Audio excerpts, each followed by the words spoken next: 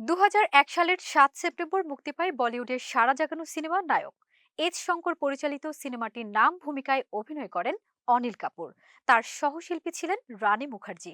Cinema যেমন জনপ্রিয়তা পেয়েছিল, তেমনি ব্যবসা সফল হয়েছিল।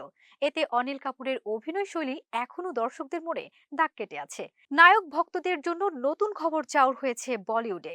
সিনেমাটির সিকুয়েল আসছে। ২৫ বছর আগের জনপ্রিয়তাকে পরিকল্পনায় রেখে নতুন সিনেমা নির্মাণ শুরু হবে শিগগিরই। নায়ক 2 নামে এবারের সিনেমাটি পরিচালনা করবেন দীপক মুকুট।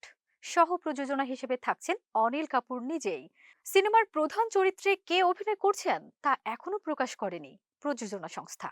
এ বিষয়ে পরিচালক দীপক মুকুট বলেন, এত তাড়াতাড়ি এ বিষয়ে কিছু বলতে চায় না, সবটাই রয়েছে প্রাথমিক পর্যায়ে। এদিকে অনিল কাপুরও নিজের অভিনয়ের ধারা পরিবর্তন করেছেন। নায়ক 2 নিয়ে এখন কোনো কথা বলেনি এই জনপ্রিয় নায়ক।